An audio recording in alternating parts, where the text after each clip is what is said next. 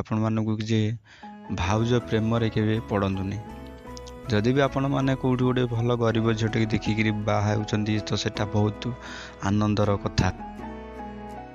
ନମସ୍କାର, ମୁଁ ସାଲବାବୁ ମଲ୍ଲିକ। ଆଜି ଆପଣଙ୍କୁ ନେଇକି ଆସିଛି ଆଉ ଏକ ନୂଆ ଭିଡ଼ିଓରେ, ଯାହାଫଳରେ କି ଆଜି ଆମେ ଜାଣିବା ସଂସାରରେ ଭାଇ ଭାଉଜର ପ୍ରକୃତ କାହାଣୀ କ'ଣ।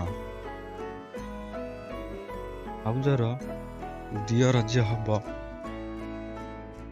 ସେ କ'ଣ ପ୍ରକୃତରେ ଭାଉଜକୁ ବଡ଼ ଭାଉଜକୁ ବଡ଼ ଭାଇକି ସେ କ'ଣ ପ୍ରକୃତରେ ବାପା ଆଉ ମା ମାନୁଛି? ବାପା ମା ମାନିବା ଉଚିତ କି ନ ଉଚିତ ଆପଣମାନେ କହିବେ। ମୁଁ ବାସ୍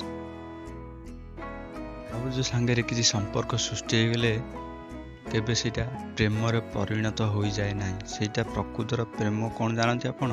ସେଇଟା ପ୍ରକୃତର ପ୍ରେମ ହେଉଛି ଭାଇ ଭାଉଜ ହେଉଛନ୍ତି ଆମର ବଡ଼ ବାପା ଆଉ ବଡ଼ ମା।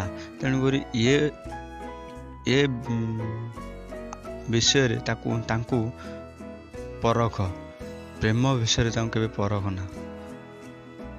ମୁଁ ଦେଖୁଛି ବହୁତ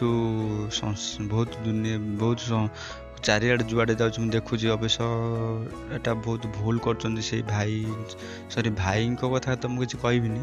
ଏଟା ସେଇ ଭାଉଜ ଆଉ ସେଇ ଦିଅର ମାନେ ହିଁ ଭୁଲ କରୁଛନ୍ତି, ଯାହାଫଳରେ କି ସଂସାରରେ ଟିକେ ବୟସ୍କ ବ୍ୟକ୍ତିଙ୍କୁ ଟିକେ ବହୁତ ଖରାପ ଲାଗୁଛି।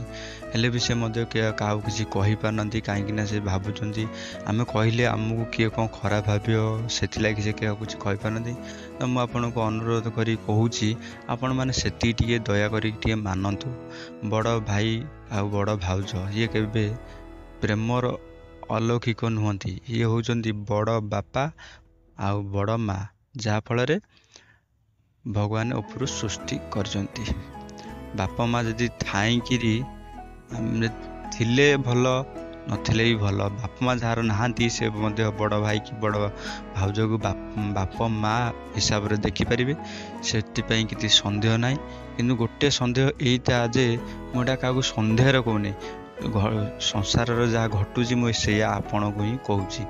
ଦେଖ, ବଡ଼ ଭାଉଜ ବଡ଼ ଭାଇକି କେବେ ଅଲଗା ଦୃଷ୍ଟିରେ ଦେଖ ନାହିଁ। ସେ ଦିଅନ୍ତୁ କିମ୍ବା ନ ଦିଅନ୍ତୁ ସେଟା ପର କଥା ବନ୍ଧୁ, ହେଲେ ଗୋଟେ ନଜରରେ ତାଙ୍କୁ ସବୁବେଳେ ଦେଖନ୍ତୁ, ବାପା ଆଉ ମା ନଜରରେ ଦେଖନ୍ତୁ।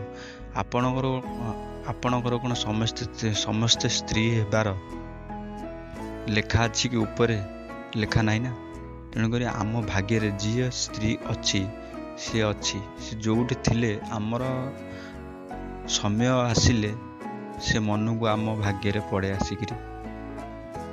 ତ କେବେ ଆମେ କାହାକୁ ସ୍ତ୍ରୀ ଭାବରେ ଗ୍ରହଣ କରିବାର ଆମର ଅଧିକାର ନାହିଁ। ଯଦି ବି ଆମେ ଅଧିକାର ଆପେ ନେଇଯାଉଛେ ତ ସେଟା ହେଉଛି ଭଗବାନଙ୍କ ହାତରେ। ସେ ସେତିକି କଲେ ବୋଲିକି ଆମେ ଆଜି ଗୋଟେ ଅଧିକାର ହତିଆର କରିପାରିଛେ। ଆଉ ଆମେ ଭାବୁଛେ ଏଟା ଠିକ୍ କରୁଛେ, ନାହିଁ, ଆମେ ବହୁତ ବଡ଼ ଭୁଲ କରୁଛେ, ଯାହାଦ୍ୱାରା କି ଆମେ ଆଗକୁ ଯାଇ କିଛି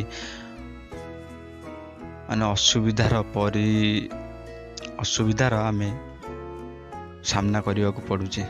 ସେଥିଲାଗି ମୁଁ କହୁଛି, କହିଲେ ସରିବନି ସେ କଥା ବନ୍ଧୁ। ହେଲେ ଆପଣ ଏତିକି ଅନୁରୋଧ କରି କହୁଛି, ଆପଣଙ୍କୁ ଭାଉଜ ପ୍ରେମରେ କେବେ ପଡ଼ନ୍ତୁ ନାହିଁ।